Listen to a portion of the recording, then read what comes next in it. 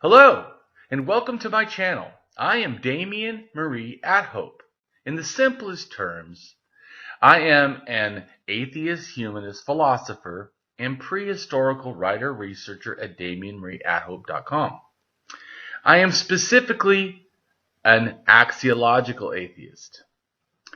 An axiological atheism can be thought to involve ethical and value theory reasoned and moral argument driven apatheism, agnosticism, atheism, antitheism, antireligionism, secularism, and humanism.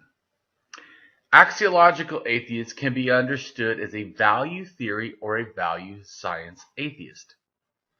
As an axiological atheism's ethically reasoned and constructive pro-humanity. I am an axiological thinker, value theorist.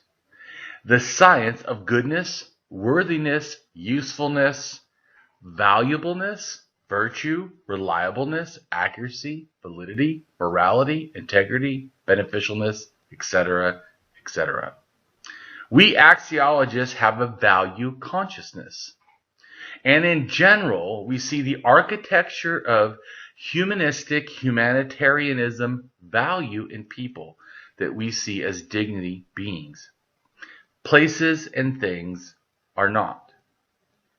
Axiology is a value theory. In its broadest sense, it involves areas of philosophy that are deemed to encompass some evaluative or evaluation aspect.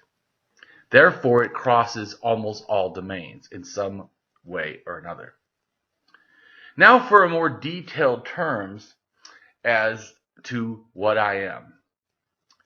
I am an axiological atheist, an anti-theist, an anti-religionist, secularist, humanist, rationalist, writer, artist, poet, philosopher, advocate, activist with schooling in psychology, sociology, as well as I am an autodidact, self-taught in science, archaeology, anthropology, and philosophy.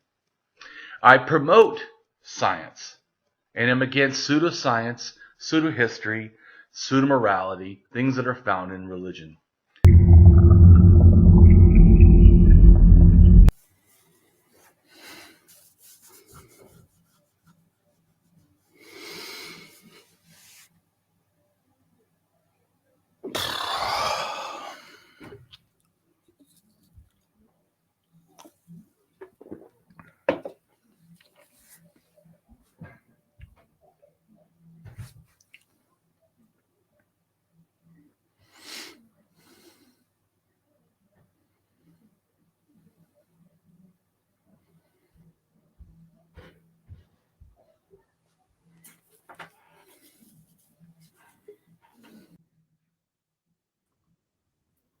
Hello.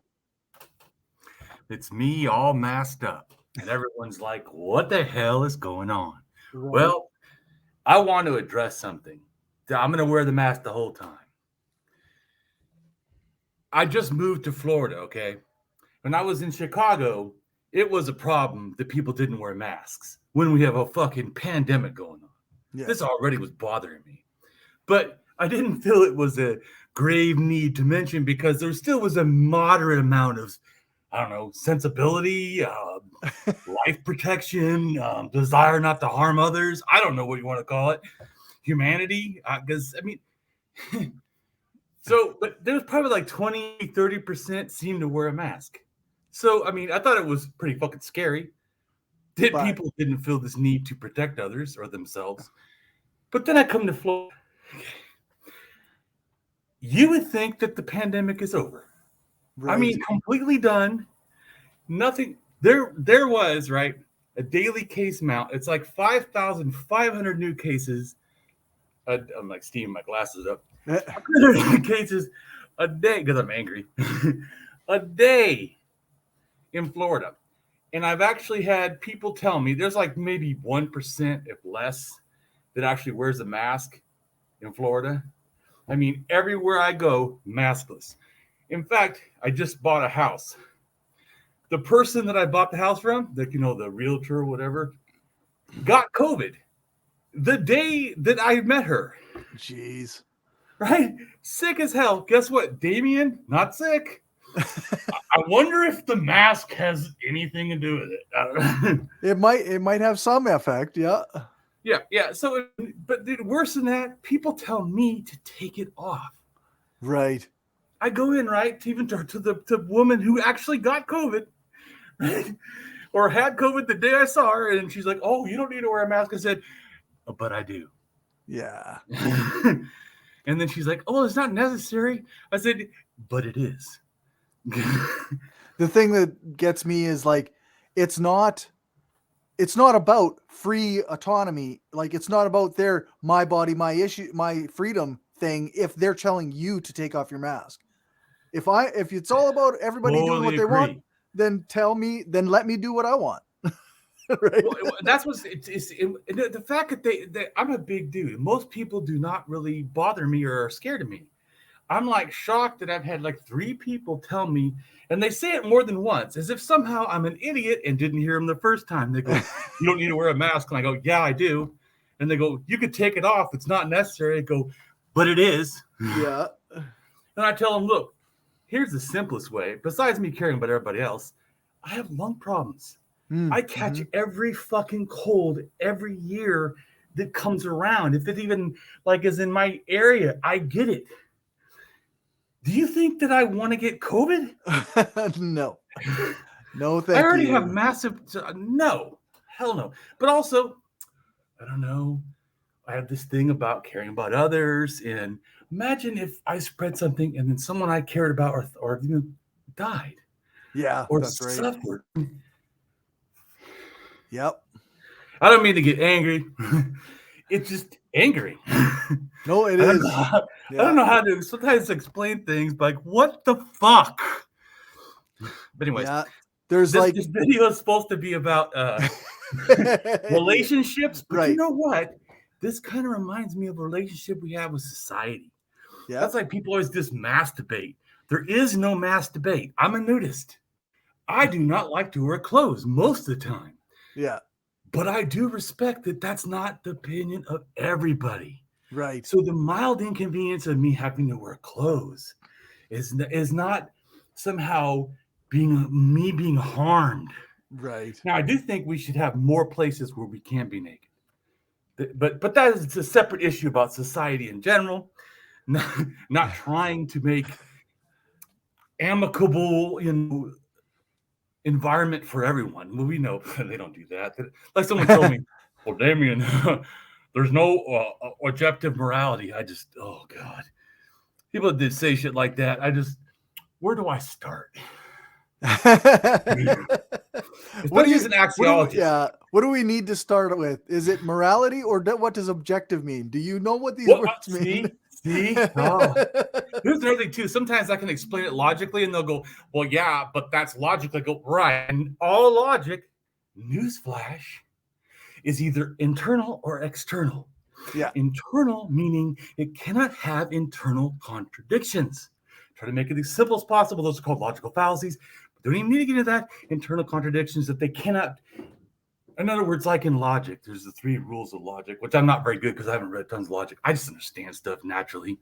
Actually, I think in reason, everyone assumes it's logic, but it's more like the step before it, that when you build enough reason together in groups, that's called logic to me. Mm-hmm. Anyways, my wife is way better at logic. She's like, because I'll say, you know what? And she'll go, yeah. Skips all the right to that's not logical, Damien. I'm like, you're right. But I have to do the steps for me, my brain. Yeah, that's it doesn't fair. likes to think slow in the stuff and then put it together and build like a foundation of thinking. So when you talk and you say, "Oh, this or that," especially to me, people that doubt. They're philosophers, especially, that doubt morality are generally more skeptic inclined. And I go, here's the thing I'll tell you, skeptics. Every skeptic is required, get this, to use reason. Required, or you are not a thinker. Yeah. Okay? No rationalist has to use skepticism. Zero, none. No logician has to. Not that they can't. What you need to understand is like critical thinking. I try to prove this to skeptics. They go, well, skepticism actually uses critical thinking. I said, yeah, no, the funny thing is critical thinking doesn't use skepticism. Isn't that funny? In fact, there's a thing called the Critical Thinking Institute that's a worldwide thing of all kinds of critical thinkers. And they're like super explanatory on what critical thinking is. I mean, it's like 5-8 pages, which really fucked up, though. It used to be free like 15 years or 10 years ago. So I don't know. Now you have to join them to be able to read it. Like, what kind of bullshit capitalism fuck ups are you? You try to help them work at critical thinking, and then you only allow people with money to join you to. Yeah. You would think, like, is their courses maybe okay, but just the explanation of what critical thinking is, chicken shit. Seriously, come on. Yeah, that's right. Beside the point, I still like they're there. I just am pissed that it's not free. Yep. But anyways, so it's like 7 or 8 pages long. Not one time does the word doubt, skepticism come in there. In 8 pages. Right. Okay, from philosophers totally explaining critical thinking. Because thinking is not doubting. Doubting is a conclusion after thinking and reason has shown you that what is being offered is in error, is missing thinking, right, missing evidence, missing reason. It is a conclusion, or it is a thinking standard, which is what it is for me. Methodological skepticism is one quote, one word, you don't need no more. Everything is always open to challenge and change. That's it. Yeah. I don't even need to go on. That's it. That's all I use skepticism for. And it is important, but it's just a standard. Mm-hmm. That I don't allow myself to think that I am not fallible. Yeah. Well, I told you before, I love saying I'm wrong when I'm wrong.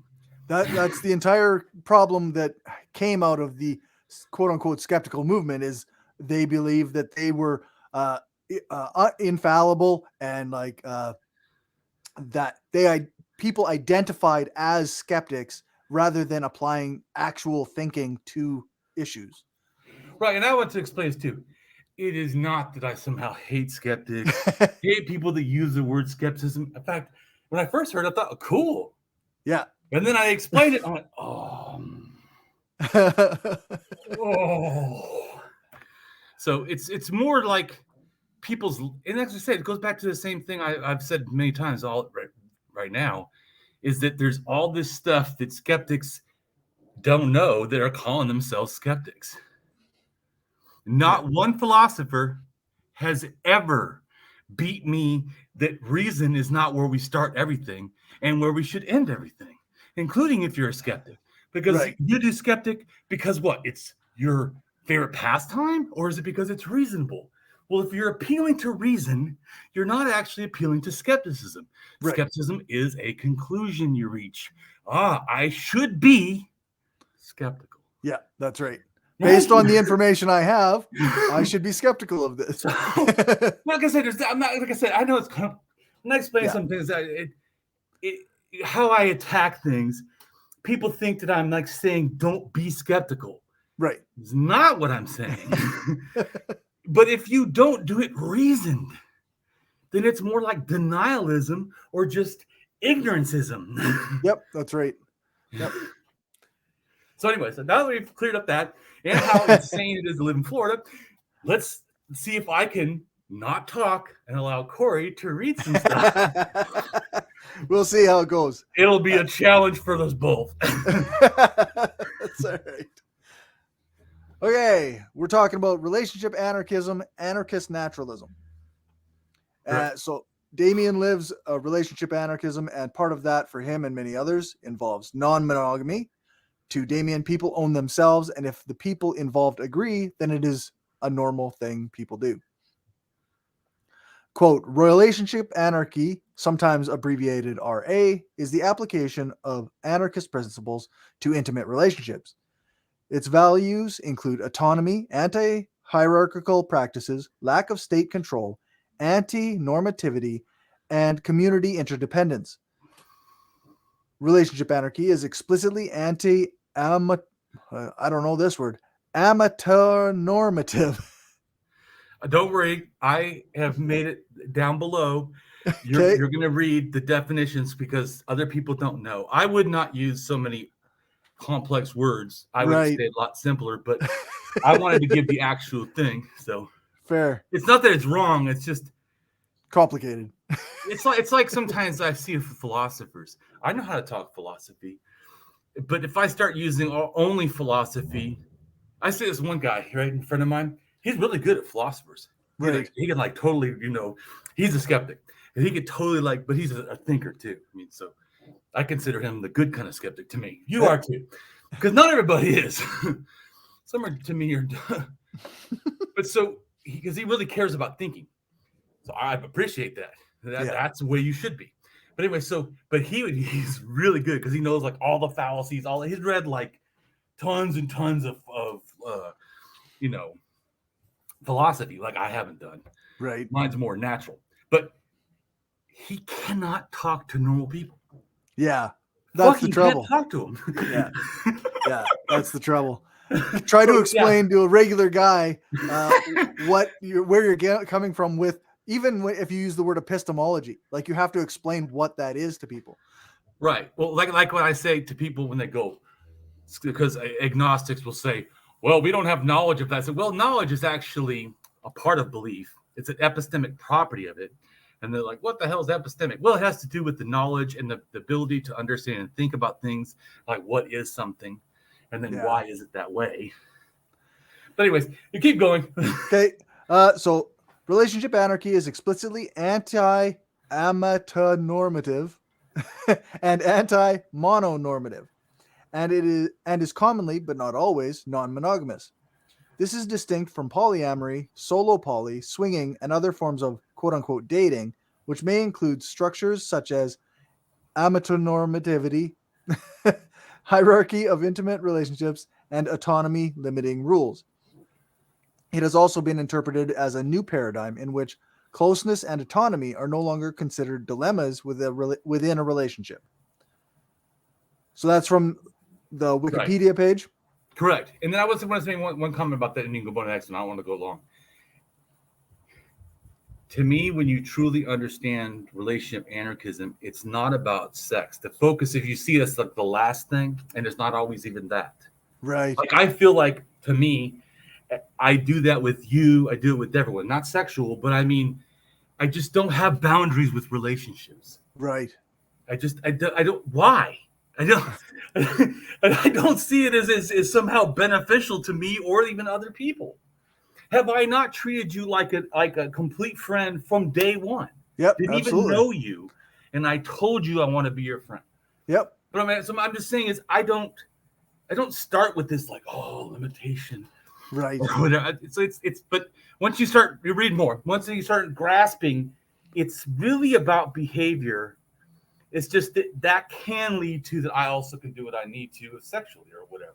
Okay. It's not. That's what I'm saying. The poly is a form of dating. Relationship anarchy to me is a form of relationships. Okay. Not about sex, not about dating. My whole life is different. How I interact with every single person in my life, every person online, and just in general. Because it's anarchism. It's not dating. Right. It's interesting. Damien is an anarcho-naturalist, including nudism and free love. And for him, like many others, involves free love, nudism, and an ecological worldview, small eco-villages, and most prominently nudism, avoiding the artificiality society of modernity. as well as promoting body positivity.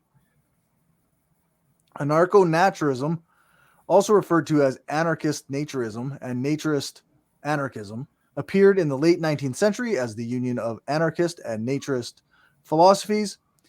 In many of the alternative communities established in Britain in the early 1900s, nudism, anarchism, vegetarianism, and free love were accepted as part of a politically radical way of life. In the 1920s, the inhabitants of the anarchist community at Whiteway, near Stroud in Gloucestershire, I'm probably mispronouncing that. Oh, that's shocked. That's most stuff. So shocked the conservative residents of the area with their shameless nudity.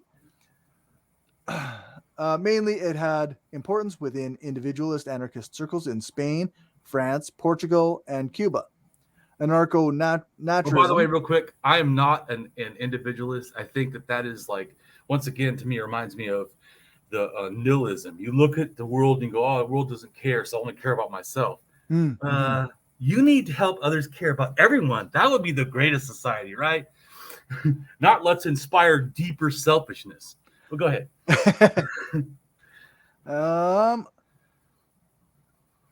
Yeah, okay, but this is one part where Damien differs, as Damien is not a vegetarian nor a vegan, but is a meat reducer and eats around 50% at least of meat alternatives. Free love, nudism, hiking, and an ecological worldview within anarchist groups and outside them. Oh, wait, I skipped a line. No, I didn't. Anarcho-naturism also promotes an ecological worldview, small eco-villages, and most prominently nudism as a way to avoid the artificiality of the industrial mass society of modernity. Naturist individuals, anarchists, naturist individualist anarchists see the individual in their biological, physical, and psychological aspects and try to eliminate social determinations. This is also from the Wikipedia page for anarcho-naturism. So now to address the anti-hierarchical. A hierarchy from Greek is a rule of a high priest, from hierarchies, president of sacred rites, is an arrangement of items, objects, names, values, categories, etc., that are represented as being above, below, or at the same level as one another. Hierarchy is an important concept in a wide variety of fields such as architecture, philosophy, design, mathematics, computer science, organizational theory, system biology, and the social sciences, especially political philosophy. A hierarchy can link entities either directly or indirectly, and either vertically or diagonally. The only direct links in a hierarchy, insofar as they are hierarchical, are to one's immediate superior or to one of one's subordinates. Although a system that is largely hierarchical can also incorporate alternative hierarchies. Hierarchical links can extend vertically, upwards or downwards, via multiple links in the same direction, following a path. All parts of the hierarchy that are not linked vertically to one another can nevertheless be horizontally linked through a path by traveling up the hierarchy to find common direct or indirect superior, and then down again. This is akin to two coworkers or colleagues. Each reports to a common superior, but they have the same relative amount of authority. Organizational forms exist that are both alternative and complementary to hierarchy. Heterarchy is one such form.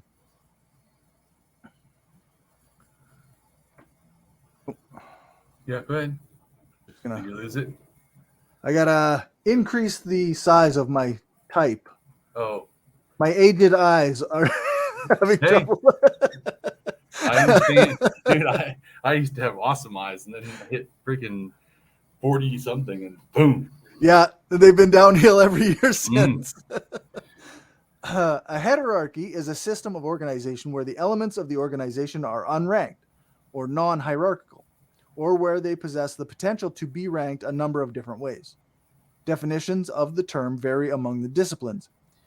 In social and informational sciences, heterarchies are networks of elements in which each element shares the same horizontal power, position of power, and authority, each playing a theoretically equal role.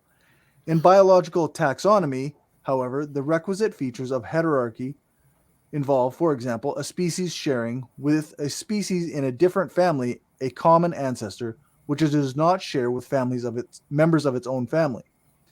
This is theoretically possible under principles of a horizontal gene transfer. A heterarchy may be parallel to a hierarchy, subsumed to a hierarchy, or it may contain hierarchies. The two kinds of structure are not mutually exclusive. In fact, each level in a hierarchical system is composed of potentially heterarchical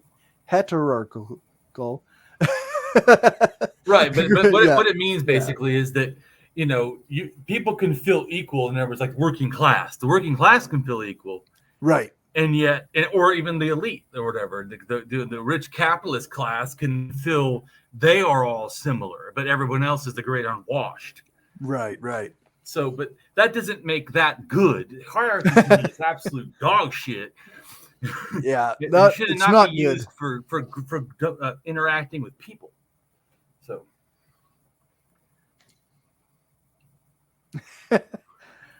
okay. Now to address anti-normativity. Normative generally means relating to an evaluative standard.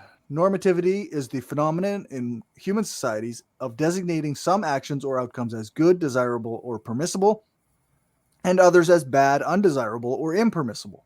A norm in this normative sense means a standard for evaluating or making judgments about behavior or outcomes. Normative is sometimes also used, somewhat confusingly, to mean relating to a descriptive standard, doing what is normally done, or what most others are expected to do in practice. In this sense, a norm is not evaluative, a basis for judging behavior or outcomes. It is simply a fact or observation about behavior or outcomes without judgment. Normative statements make claims about how institutions should or ought to be designed, how to value them, which things are good or bad, and which actions or right are wrong. For example, children should eat vegetables, and those who would sacrifice liberty for security deserve neither, are normative claims. On the other hand, vegetables contain a relatively high proportion of vitamins, and a common consequence of sacrificing liberty for security is a loss of both, are positive claims. Whether a statement is normative is logically independent of whether it is verifiable, or popularly held. Okay. There is a large debate in philosophy surrounding the normative and whether you can get a normative statement from an empirical one, i.e., whether you can get an ought from an is, or a value from a fact, which we've discussed before. But to me as an axiologist, I already start with, when you say that you can't do it, what you really mean, like when someone says you can't get an is from an ought, and I would say, so I shouldn't ought do it because it is this way. It sounds like an ought to not do something for a thing that you say is a fact in the world. So you've already done a prescriptive morality stance using the same thing that you just said you shouldn't do or you cannot do. So I would say the fact that morality can happen and that people can make choices is a fact in the world that you can't say is an is or an ought because of your own statement that you say is cannot be drawn from an ought. So you can't ought to tell me not how to do my morality because it is an is. It seems like all oughts are derived from ises in some way. Well, right? But just think, if we held this is the problem with me too. It has to be universal. Because if it's reasoned, then it's not reasoned. You got to explain why it has a special pleading. I don't see it as a logical statement any other than any other logical statement, and every logical statement is already doing that. You should not do, right? Ought, should not do, right? Yep. Logical fallacies. Anyone who believes that you can't get an is from an ought is a philosopher that believes in logical fallacies. Why? Well, because they're wrong. Okay, but we ought to not do them is a judgment from that actual thing. Yeah, from that statement of fact. The error. You derived your ought from an is. So, but to me, like I told you before, Yeah. Yeah. The problem is it's a closed system. That's like when they say, well, logic is true. I go, how does logic justify itself? You said logic does this, and from that idea, we have an ought to not do, or we ought to be reasoned. Yeah. We ought to use logic and not ought to use logical fallacies. So the moment that you try to tell me that there's somehow this new system, morality, which to me is just another logic system, you're now saying, oh, but this one, special pleading, has some rule that everything else doesn't follow. Yeah. Yeah. And go, okay. Sounds like like religious bullshit to me. Yeah, that's right. Aristotle is one scholar who believed that you could, in fact, get an ought from an is. He believed that the universe was teleological and that everything in it has a purpose. To explain why something is a certain way, Aristotle believed you could simply say that it is trying to be what it ought to be. On the contrary, David Hume believed you cannot get an ought from an is because no matter how much you think something ought to be a certain way, it will not change the way it is. Despite this, Hume used empirical experimental methods whilst looking at the normative. Similar to this was Keynes, who also used the study of facts and objective to discover a correct system of morals. Right. See, to me, like axiology, the word truth even is a value judgment. I mean, we don't find truth in the world, right? What we do is we reason that something is evidence, but evidence too. People go, well, there's evidence. I go, evidence is a conclusion claim. I mean, if I just look out in the world, do I find evidence, or is there just a bunch of stuff? Evidence is when we go, this means this is applied to something, and it relates to something else, and it is somehow an accuracy. Otherwise, right, there's like the things everywhere. I mean, what's evidence for something? That's like when people the people do think that way. They go, God is real. I see him everywhere. I'm like, look you at don't all see this. anything about everything. Mm-hmm. So we're on to nihilism at this point. Yeah. Basically a axiology. Nihilism, I'm not going through the pronunciations, is a philosophy or a family of views within philosophy that rejects generally accepted or fundamental aspects of human existence, such as objective truth, knowledge, morality, values, or meaning. Different nihilist positions hold variously that human values are baseless, that life is meaningless, that knowledge is impossible, or that some set of entities do not exist or are meaningless or pointless. Scholars of nihilism may regard it as merely a label that has been applied to various separate philosophies, or as a distinct historical concept arising out of nominalism, skepticism, and philosophical pessimism, as well as possibly out of Christianity itself. Excuse me.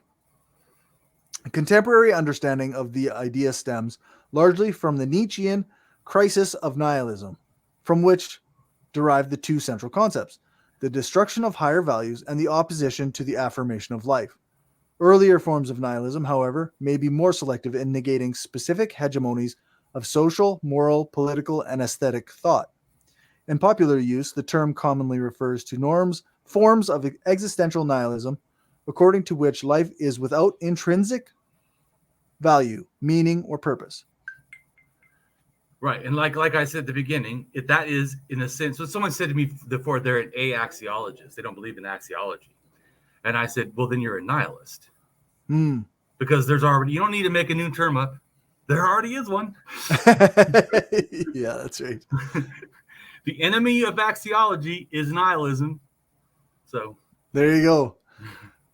Other prominent positions within nihilism include the rejection of all normative and ethical views, aka moral nihilism, the rejection of all social and political institutions, political nihilism, and the stance that no knowledge can or does exist, which is epistemological nihilism. Which itself is making a epistemological claim from knowledge. Right. Yeah, that's right. And a number of say is I don't know and I don't trust and I don't believe. Now those are fine. Yeah, but to say that there is not knowledge, that's a knowledge claim. That's clearly just Internally inconsistent. Internally inconsistent. That's called a logical fallacy. Thus, you can devoid that away. I don't even have to address it and then bring something better because that's already invalid. Yeah. Yeah. And a number of metaphysical positions which assert that non-abstract objects do not exist. Metaphysical nihilism. That composite objects do not exist. Mereological nihilism, or even that life itself does not exist. That seems like a strange position to hold. Yeah. Like I told you before, my opinion, how to simplify all that is, it's an emotional response to the world's a bunch of liars and doesn't really care. And you finally realize that. And then you turn selfish and go, oh, then I'm just not going to care either. Instead of, to me, the axiological position is, fuck, someone needs to start fucking caring. Right, right. Maybe it should be me. I do have a certain soft spot, I guess, as it were, for like pessimistic feelings and like feeling like, oh, it's hopeless. Nothing really means anything. It's all just a big nothing and that. But also, like, we still exist, right? Like, we still live in the world with other people. So, well, and to me, the axiology is a perfect example of how to get past that the in a sense solipsism of believing that we don't exist or whatever. Right. Because axiology would say, is it a possibility of one of two things, right? Either we exist or we don't, right? It's a yes or no question. Right. Right. If we do not exist, then anything we do doesn't matter, as they would say. But I would say, yeah, but the possibility we do exist means everything we do does matter. And since there's a chance of actual harm being done if we do, the axiology assumption was that then we are required to operate as if it is real and do the best and most humane and most caring and most just actions, most moral possible, in a sense, within reason, because actual things are being harmed and hurt and whatever. So to me, there's... it's just a reasoned position. I mean, that's just, for me, like a base of morality. Just like I was saying to you before, that people own themselves. Mm-hmm. When you grasp this, and I don't mean it like a capitalist, somehow you can like sell yourself off or some bullshit. Like autonomy. I'm talking about self-sovereignty. Yeah. That nobody else can go, hey, Cory, I don't want you to... Okay, you don't want... sounds like a you problem. Yeah. Short of coercion, you don't get to say what I want.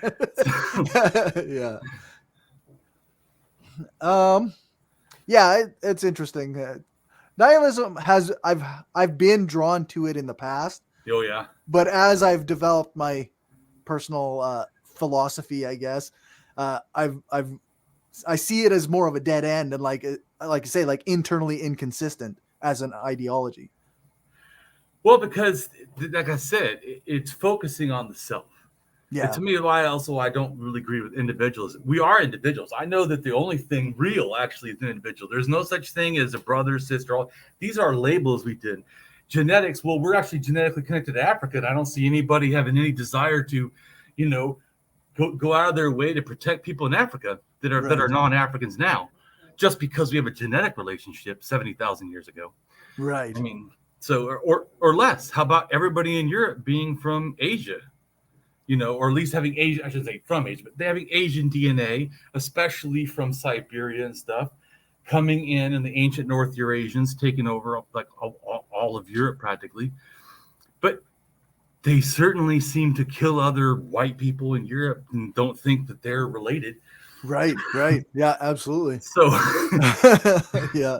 But I'm just saying, so a lot of it's like country. That's a man-made bullshit. Everyone who says, that's why I just laugh and people are like, oh, my country. I'm like, yeah, that's a fantasy invented by war. Yeah, it's interesting. Like the idea of, I mean, we'll probably get more into it too, but like the idea, I find a difference between individualism and individuality. Yeah. Like you say, totally. Like the person exists and is the only totally true thing that exists, and expressing ourselves as that is pure and good. But individualism, you own yourself. Yeah, that's right. Individualism as an ideology says that I don't have to care about other people. Yeah, that's to me where there's a major error. Yeah. To me, and also just so people know, to me, I don't believe that you can be a nihilist and an anarchist. I mean, not anarchist, and an axiologist. You cannot be both because it's a contradiction. Right. The same way, I don't think that, to me personally, you can be an anarchist and be a individualism supporter. Right. For me, because to me, anarchism is that nobody has a hierarchy, and we realize we're part of this all, and that's why we behave and act a certain way, and why it's just like they don't get that. To me, that's how you get morality or everything. Why do we want justice? Because other people matter. Why do we say human rights? Not just because of my human rights, because everyone has human rights. I mean, this should be simple to me. Yeah, that's right. Yeah. And I'm sure there are anarchists who identify with various individualist philosophies. I know there's egoists who follow like Max Stirner and stuff, philosophy. I don't know that much about Stirner or his philosophy, but I'm sure that they will have many things to say in response to this kind of idea. But to me, at this point, the individualism and the egoism doesn't make sense. Yeah, but it doesn't to me. Like I said, totally, because everything is based. Like I said, and also it's because I start with not really that I matter, but that value matters. Yeah, and thus I matter, and thus you matter, and thus we all matter. Yeah, that's right. Yeah. All right. Enough distraction. To Damien, nihilism is an emotional response to realizing the world is built on lies. Thus, a reactionary response, they stop seeing value and feel morality is fake. As an axiologist thinker, Damien too sees this error in society at large and the error in nihilism as well. Yes, society is not just or morality driven, but to this. Damien calls for the efforts of change and adherence to justice, as well as championing reasoned morality and pro-social ethics that make reverent dignity. And to Damien, dignity relates to so many things, such as self-sovereignty, self-efficiency, self-mastery, and solidarity.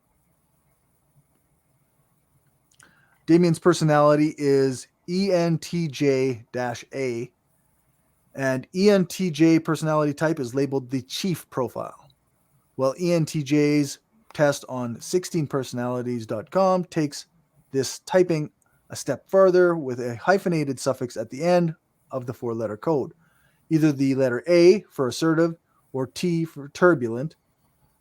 Guess which one Damien the ENTJ got? A, assertive, of course. ENTJ A, extroverted, intuitive, thinking, and judging, assertive. Which is important, because if I was the toxic, which generally my kind of personality being, a sociopath can be, right? It could be toxic. So, I mean, it's not a guarantee, but as you can tell, I'm more productive and able to use what I try to do too. Like even like the teaching people how to manipulate people. That's actually a skill from a sociopath that I'm giving people. That's also why I got to be careful not teach too much, because I can help bad people be better bad. Right. not in a good way. The ENTJ personality type is nicknamed the Chief and belongs to the NT intellectual temperament. ENTJs are natural and decisive leaders. They are analytical, efficient, and hardworking. They live in the world of ideas and have great ability to debate. Their goal-oriented and self-confident nature enables them to take charge. They thrive on achievement. ENTJs direct their energy outward. They are gregarious, talkative, and very assertive. They are enthusiastic and expressive. Chiefs are intuitive and future-oriented, and they are imaginative, complex, and abstract in their thinking. ENTJs are thinkers. They are logical and objective. They make decisions with their head rather than their heart. ENTJs are rational, impersonal, and critical in thought. They are firm with people and are thick-skinned. ENTJs are decisive, enjoy finishing tasks, and seek closure. They like structure and schedules. They are disciplined and responsible. ENTJs are independent.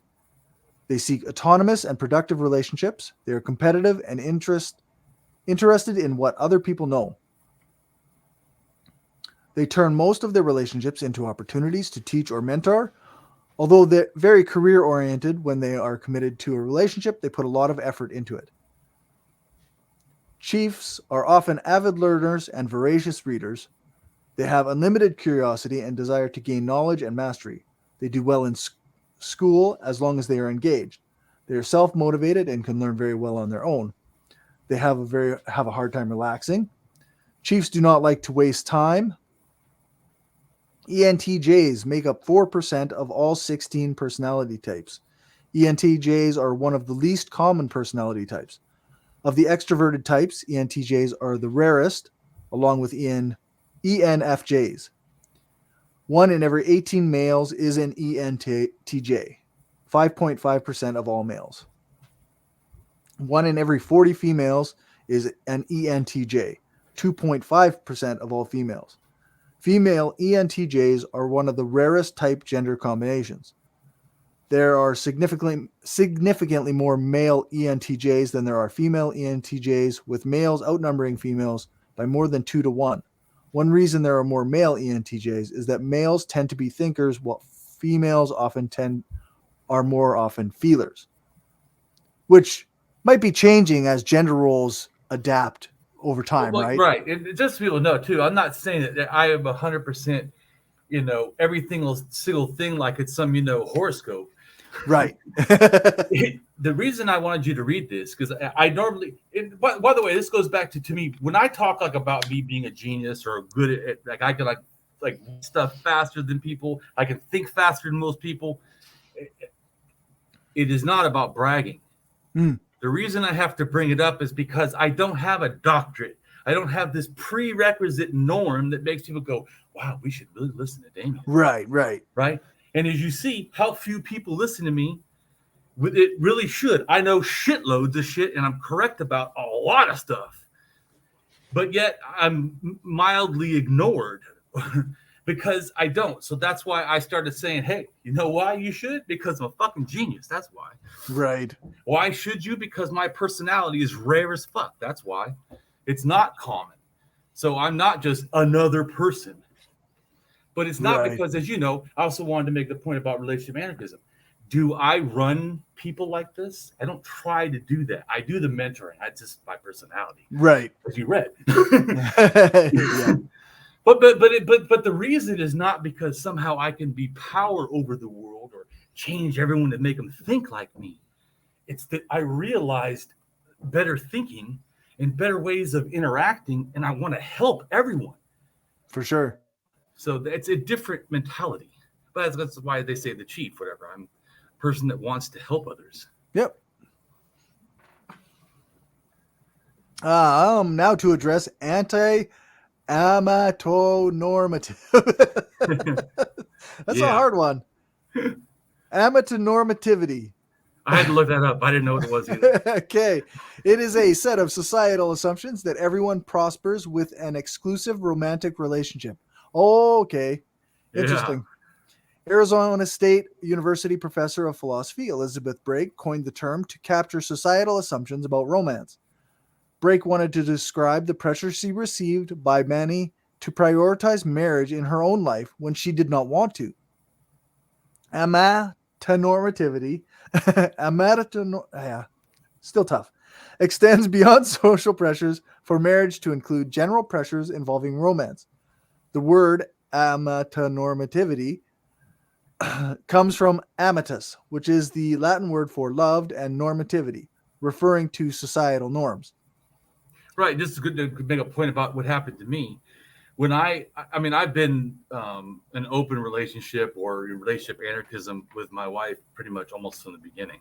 Right. We've been together, I think, 17 years. Once again, I don't really know exactly. I have to ask her, how long? Because that didn't really matter. It's the relationship that mattered. At the top of my head, I don't even know what date we got married. I know it was like October, I think. But I could be wrong too with that too. So, anyways, now that I think about it, maybe I'm wrong. Anyway, okay. but see, in my relationship though, that is not something that matters. Right. What matters is how I've treated her in that 17 years. Right. Like I told you before, never hit her, not in 17 years. Never even called her a bad name, believe it or not. in 17 years. But you know why? Because axiology has taught me to be different. Right. I hold a value that my behavior, not everyone else's, my behavior is going to be controlled by me. Yeah. She's called me names. She, is treated me, negatively as hell. And I did not respond in kind. Not because I didn't have a right to, but because it's not ethical to me to. And also, here's the other thing too. If your partner were to fall and hurt themselves, and you were a doctor, wouldn't you feel compelled to help? Or would Naturally. you laugh that they fell? So I in a sense, emotionally, like if you reacted to me negatively, I wouldn't go, I'm done with our friendship. That's it. All Right. the stuff we've worked together, fucking forget it. Forget it. That would, to me, be non-reasonable. And I'm saying, because the relationship between us has always mattered to me. Mm-hmm. Mm-hmm. That's awesome. I like that way of doing things. Being an axiologist, I see that as furthering human flourishing. Not just for you, not just for me, but see, we have this opinion of like we're in a closed system. Right. And I'm besides the morality, so I'm just saying in general, we don't realize we're like sponges. We constantly give stuff and receive stuff all the time. That's just, there's no way out of it. Yeah. So I know that that's happening. I want to try everything I can as a person of value to make my behavior, my thinking, my actions, my desires to be healthy as possible. Yeah. Yep, that's fair. I like that. Yeah. Okay. Another word which is similarly related to the word amatonormativity is amative. Merriam-Webster's dictionary defines the word amative as strongly moved by love and especially sexual love, relating to or indicative of love. Elizabeth Brake describes the term as a pressure or desire for monogamy, romance, and or marriage. The desire to find relationships that are romantic, sexual, monogamous, and lifelong has many social consequences. People who are asexual, aromantic, and or non-monogamous become social oddities.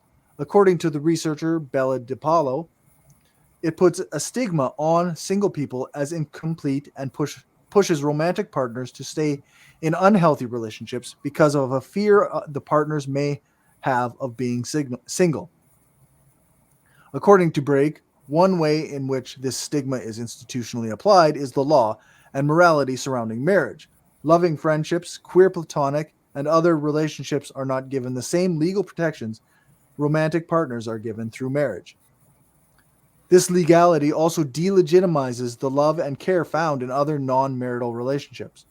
Brake wrote a book, Minimizing Marriage, in which she defined amatonormativity as the widespread assumption that everyone is better off in an exclusive romantic long-term coupled relationship and that everyone is seeking such a relationship. Yeah. I think we see this in so many ways, right? Like yes. Which I guess is where the term normativity applies, right?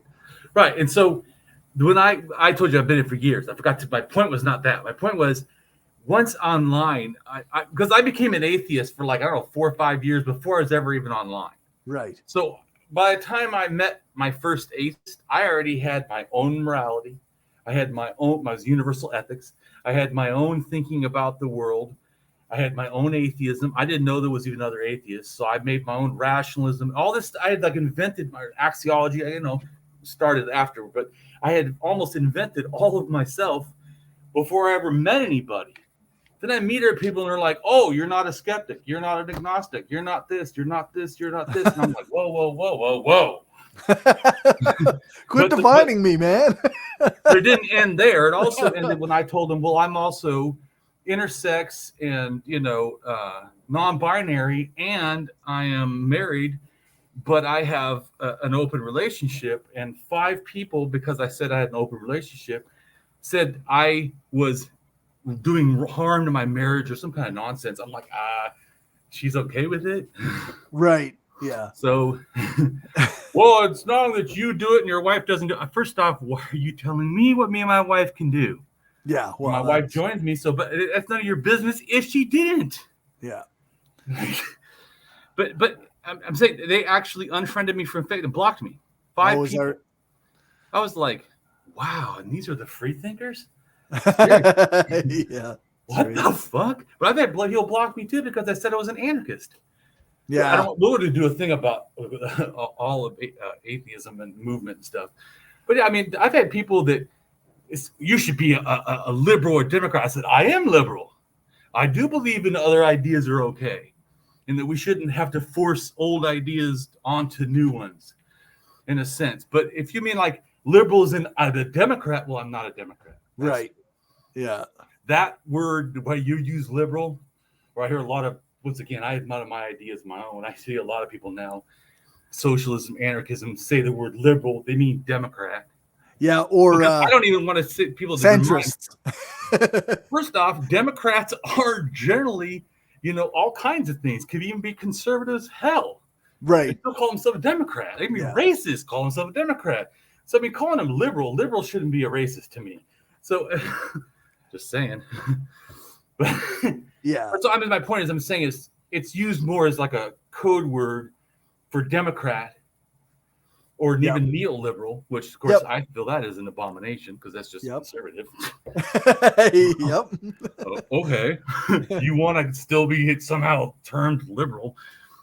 Yeah. Neoliberal. You mean conservative. Right. You mean conservative light. Okay. Yeah, that's right. It's still conservative to me. And you seem to favor most of the things they do. So, yeah, I'm not really with you. Especially fiscally, right? But a lot of Democrats, not me, are war happy when it's approved. Yeah. Yeah. As long as it's approved. Hey, no harm, no foul. If it's not approved. Yeah, that's right. Well, it's very process oriented, right? Like you got to follow the guidelines and do things in order. Challenge the leaders. I mean, I've had people block me where I'm fine having people that are Democrats as friends. Right. They just don't generally like me. Yeah. I mean, some do, but some will get pissed off because I say shit. I'm like, yeah, it's the fucking truth. I mean, I don't worship you fucking leaders, so that's a surprise to you.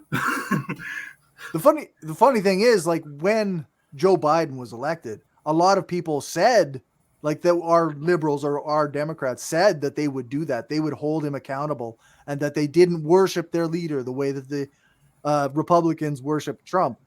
And then you criticize Biden and they jump all over you with all this nonsense, making excuses for inaction and bad policy. It's like, or I thought we were going to hold him accountable. Right? Yeah. Oh, yeah, exactly. Oh, don't attack her. She's trying to do good. Really? That's why she tries to get a bunch of Democrats in that are anti-abortion? Yeah. Does that sound productive? I don't know. Anyone to me that's attacking human rights should just fuck off. That's what I think. That's just a given. That's why when they said lesser two evils, in that sense, as long as you're on the side of that humans have rights, you're already at least one step in my camp. Right. If you don't do that, you can just fuck off. Yeah. Yep, for sure. Regardless of whatever political team you happen to be on. I didn't even classify it. You know that I'm an anarchist. Okay, if you're a fucking socialist, you think racist bullshit or bigotry bullshit or fucking superiority bullshit, go fuck off. Yeah. I was noticing something the other day actually on Twitter is that it seems like people are using socialist or leftist ideas as just kind of like a way to put themselves in, like almost like they want to be the ones in charge, right? Oh, yes, people it's like that. That's kind of like, I don't know, that seems wrong to me. Like, I don't want you in charge any more than I want the people in charge now. You know? Well, but this is because what you're referring to, like you're thinking axiologically. You're saying, isn't the values what matters? Yeah. Right? Like you're thinking like an axiologist. I think I'm rubbing off on you. Yeah, I'm sure that's about would happen eventually. Well, because also here's the thing people don't get. You know why so many philosophers, in a sense, get made to think differently because they interact with me, even if only for the moment, because I think at a core level of things, which is what values is. Like I said, I value you and what you have to offer before you offered it. You didn't have to offer it and me receive it and then go, oh, now I get it. I'm an axiologist. I saw the value and I went and dug into that diamond mine and pulled out some diamonds. Yeah.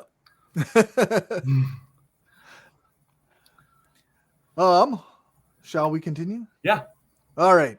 Now, to address anti-mononormative. Mononormative, comparative, more mononormative, superlative, most mononormative, of or pertaining to the practices and institutions that privilege or value monosexual and monogamous relationships as fundamental and quote-unquote natural within society. Mononormativity, countable and uncountable, plural mononormativities. The assumption that romantic and sexual relationships can only occur or are only normal between two monogamous partners. Related ideas involve heteronormative, comparative, more heteronormativity, or superlative, most heteronormativity, of or pertaining to the practices and institutions that privilege or value heterosexuality, heterosexual relationships, and traditional gender roles as fundamental and quote-unquote natural within society. Much of the language used when discussing wedding planning is heteronormative, which can alienate homosexual couples. Cisnormative, which is comparable to more comparative, more cisnormative, or superlative, most cisnormative. LGBT, neologism, of or pertaining to cisnormativity. Homonormativity, LGBT. The assumption that sexual and romantic attraction and activity between people of the same sex is normal, either as the only normal or in a culture which also treats opposite sex activity as normal, and typically assumes all people are either male or female. LGBT, well, the adoption. It's one issue that some people don't get is what happens with homonormativity is that that people believe there's just two things. Right. Heterosexuals and homosexuals. They deny bisexuals. Right. Just like, in a sense, that denies also people that are not male or female. Right. Or like intersex. I mean, my real sexuality would probably be called gynosexual because it's women focused. It's not talking about what I am or what I am compared to something. It just says what I like. It doesn't even tell you could be that, I could be that, and that doesn't tell our genders. That's kind of in relation, I guess, to the increase in the use of the term pansexual. Right. Well, pansexual could be, in a sense, I see it pansexual to me personally. Pansexual and omnisexual is sort of similar. Pansexual, I see more as the relationship, sort of dating, sexual behaviors to me personally. I don't say that everyone's going to agree with this, and to me, omnisexual is just like I was saying about relationship anarchism. Omni is more about the relationship, the love, but it's the same thing pretty much. That everyone is available. It's just the focus. I feel those words might be different. But they're talking about the same thing, and they're both acceptable. I'm not saying one is better. Right. It's like I haven't put down swinging. Some people put it down. Why? The people. To me, as long as, I think it can be toxic, but people can choose toxic. I don't really prefer wipe swapping because that first off sounds like you own somebody and you can just give them away. That is, try to avoid any kind of ownership language as much as possible. To me, as an anarchist, that's like, what the fuck? But you know what? If people want to do that, people own themselves. Fucking go do that. I mean, That's right. Don't try to bring me into a weird shit that I don't want to be in. Fair. Where am I? The adoption of heterosexist values, beliefs, and norms into the gay or queer community. Cis-normativity, the assumption that all human beings are cisgender, i.e. have a gender identity which matches their biological sex, cissexism, bias, or prejudice favoring cisgender people over trans or non-binary people, transphobia. Yeah, like you said, like that was the first thing that popped in my head, is like the idea that like men often say that they wouldn't date a trans woman. Right. And that's cis normativity. That's,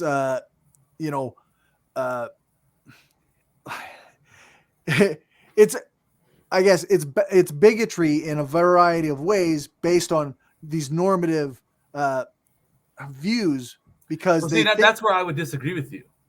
It's your personal preference. I can say I only like women with black hair. And that's not bigoted. Now, here the thing is, that if I say that it is wrong for other people to date people besides black hair, or that it's only acceptable to have black hair, my personal preference is because what you would say is then all relationships are a form of bigotry, because you are singling out, unless you are pansexual and omnisexual and both love and open to everyone, that every relationship but that involves bigotry. Now, I'm not saying it can't involve bigotry. Just like when people say, I only like Asian women. That could be a racist bullshit that's motivating it.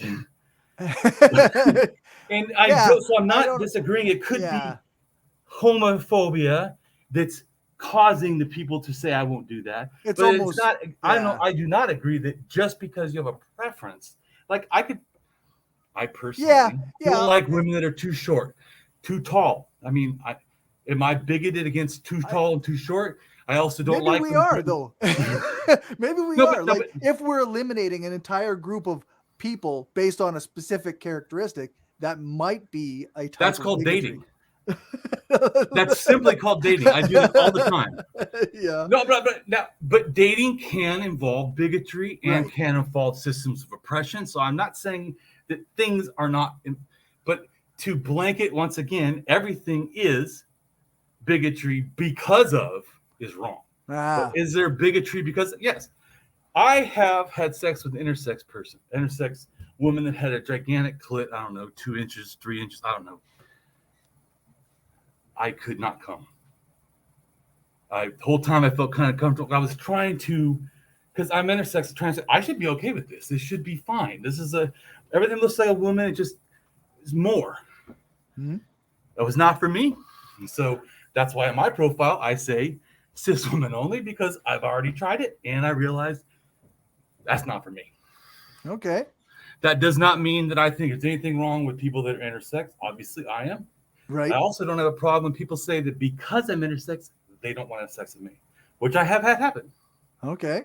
But when they belittle me, right, and then say that, then it is bigotry. Yeah. Then it's actively harmful.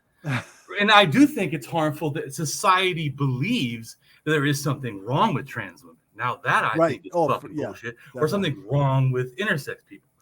But it's like a gay person having sex with a woman, not getting off and then saying, I realize I don't want to have sex with women. That is not, to me, bigotry. We do have preferences and things that are acceptable. Now, I do agree with you. Even in that, all sexuality is not somehow in a closed system, right? Devoid of societal oppressions. Yeah, for sure. So, but I think that that's always being open to, like I told you before, I don't have to understand everything. What I need to do is have an open willingness to try. Sure. Yeah. That's what I need to do. Yeah, absolutely. Okay, where are we? Now to address non-monogamy. Non-monogamy or non-monogamy with a dash, or non-monogamy without a dash? is an umbrella term for every practice or philosophy of non-dyadic intimate relationship that does not strictly hew to standards of monogamy, particularly that of having only one person with whom to exchange sex, love, and or affection. In that sense, non-monogamy may be accurately applied to extramarital sex, group marriage, or polyamory. It is not synonymous with infidelity, since all parties are consenting to the relationship structure. Partners are often committed to each other as well as to their other partners, and cheating is still considered problematic behavior with many non-monogamous relationships. More specifically, non-monogamy indicates forms of interpersonal relationship intentionally undertaken in which demands for exclusivity of sexual interaction or emotional connection, for example, are attenuated or eliminated. And individuals may form multiple and simultaneous sexual and or romantic bonds. This stands in contrast to monogamy, yet may arise from the same psychology. According to Jessica Fern, a psychologist and the author of Polysecure, Attachment, Trauma, and Consensual Non-Monogamy, as of September 2020, about 4% of Americans, nearly 16 million people, are practicing a non-monogamous style of relationship, while the 2016 study said that over 21% of Americans engaged in consensual non-monogamy at some point. 21% of Americans engaged in consensual non-monogamy at some point in their lifetime. In January 2020, a YouGov poll found that about 1/3 of U.S. adults believe that their ideal relationship is non-monogamous to some degree. That's significant. That's quite a few. That's why I wanted to put this stuff in there, is have you read it, is because I could sit here and talk all day about my own personal experience, but it wouldn't give you the group experience. Right. Yeah, I think the thing, like a lot of people, they get hung up on thinking that non-monogamy is cheating. And they tell me that. Right. Oh no, it's still cheating. I go, but it isn't. I always thought that the cheating thing was because it was lying and dishonest, and like it wasn't open and upfront about what was going on. People call it ethical non-monogamy. I don't really do that. You use that word a lot, not because I don't believe it's ethical, but I just see a value theorist in general. So everything I do is value, or I try to. Right. So that's why, to me, when people are like, "What's my morality?" I'm an axiologist. To me, if you really grasp this, you understand it's like a spider web. Axiology is how I do everything. Because tell me what part of your life shouldn't be value driven. I mean, right. If you really think about it, it helps morality, it helps your social relationship, it helps you be a better parent, helps you be a better friend, helps you be a better worker, helps you be a better anarchist, helps you be a better, student. When you start grasping and living your life as a value driven life, everything starts to get this like ethical thinking. Yeah. So that's why I'm just saying why I don't say, because some people make this distinction, ethical non-monogamy. I go, shouldn't all non-monogamy be ethical non-monogamy? Otherwise, it's cheating, right? Right. Is there another word? Yeah, that's right. Yeah. Seems like if it's not ethical, then there's something else going on. It's a different thing. That's it. It's like someone says, well, I'm an anarchist that cares about all people in the world. I'm like, that's literally what I think an anarchist means. Right, yeah. I mean, sure, say the same thing twice if you want. I'm like, okay. But that's what I told you before. I have a real hard time when people say I'm an ex-anarchist. I'm like, well, then you didn't understand anarchism. Because I don't see how, for me personally, I can go from I believe everyone's equal to somehow they're not. Right. All I would say is if I was them, I guess, would be, I know this is the reality of the world, but I feel like the world won't get there, so I have to accept some lesser, acceptable thing. Right. Not that anarchism is not still true, valid, important, but I can't get there or something. But to say that now I don't believe in anarchism, just and now I've quit believing in this thing. Right. Yeah. Yeah. I used to feel like get the same way about like people saying that they were an ex-atheist. Yeah. Like, I feel that way too. Like, then you weren't really an atheist then, were you? Like if you were still waiting to find out the whether or not God was true. Well, and if they have questions, I have plenty of blogs. You can go read about religion and then see the truth. And then after that, you get back to religion. I don't know. Right. If you would have presented me all the stuff that I've done on explaining religion, I would have been atheist immediately. I'd have gone, oh, shit. Well, wait a sec. I'm like, okay. Because that's actually what happened, how I became an atheist. I did not desire to be an atheist. I didn't look for it. I wasn't, as people say, had sin in my heart or some bullshit, or wanted to go live out of this life, or any of this shit. Actually, I was in college to be a drug and alcohol counselor as a Christian. I wanted to be a Christian counselor. In fact, I was mad that I couldn't go to Arizona State University, or whatever it was, because it was a Christian college, and I desperately wanted to be only around Christians, like Christians. Right. Somehow make the world totally like us, so I don't have to think about anything else. So people that say like I somehow wanted to become an atheist, I'm like, oh, that's the biggest crock of shit I've ever fucking heard. In fact, I was doing the exact opposite. And then they told me, you're going to be a counselor, you got to take 2 religious classes, one on the Bible and then one on world religions. I go, oh, I don't want to take the one on world religions. Why? I already know they're wrong. Right. Well, but you can't be this limited and be a good counselor. Right. Yeah, that's right.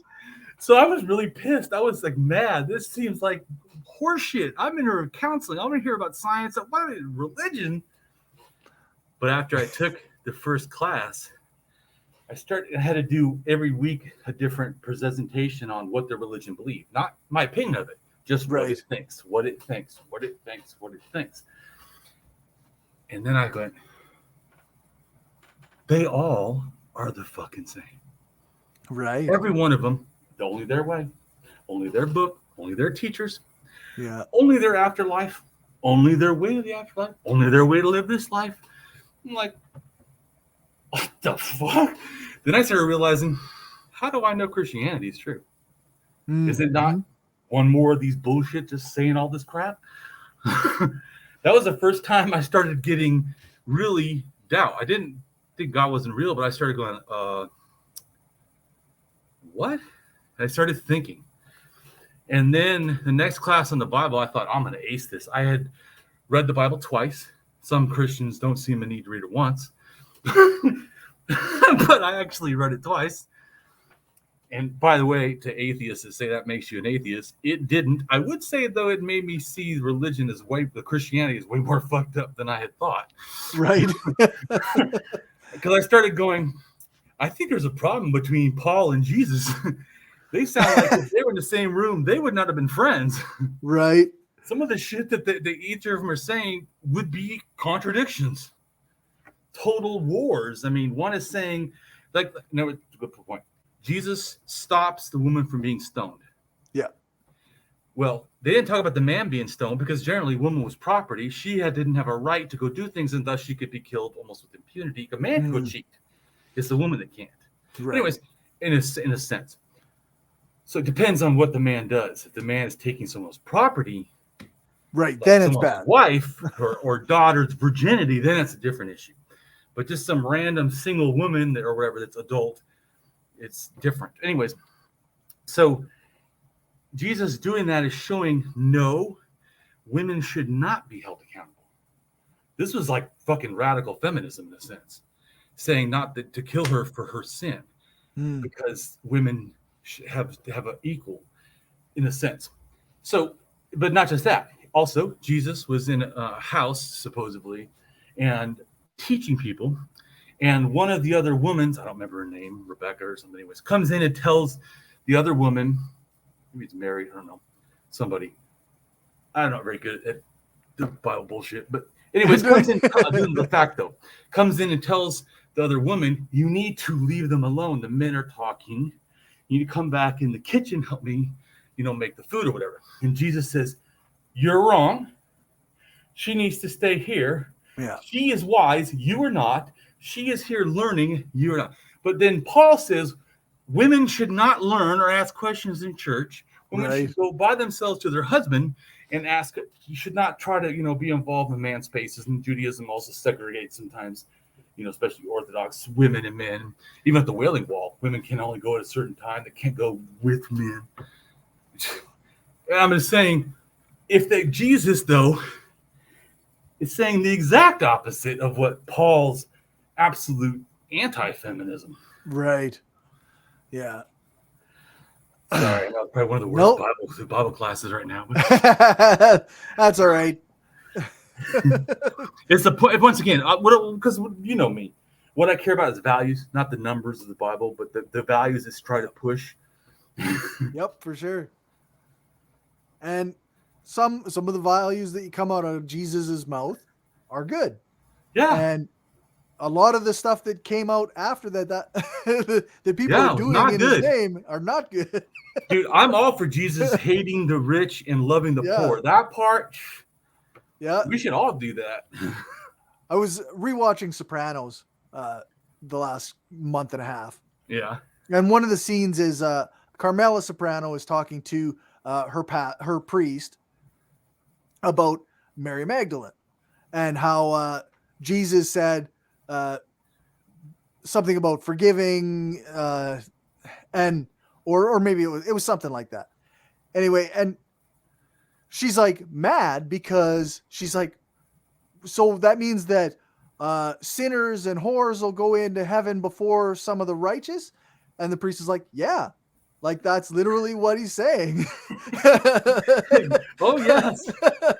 Well, I think he's pretty distinct that rich people, put it this way, any capitalist who's also a Christian is a joke to me, because he says it is harder for a rich man to get through, it's harder for a camel to get through an eye of a needle than a rich man to enter heaven. Yeah. Well, there's the impossibility of a camel getting through an eye of a needle. Thus, that is an impossibility. The capitalists are in heaven. Yeah. Yeah. I'm just talking Jesus here. You cannot put a camel through the eye of a needle. It's just not a thing you can do. I mean, it pretty much, that was for people that got the confusion that maybe he liked rich people.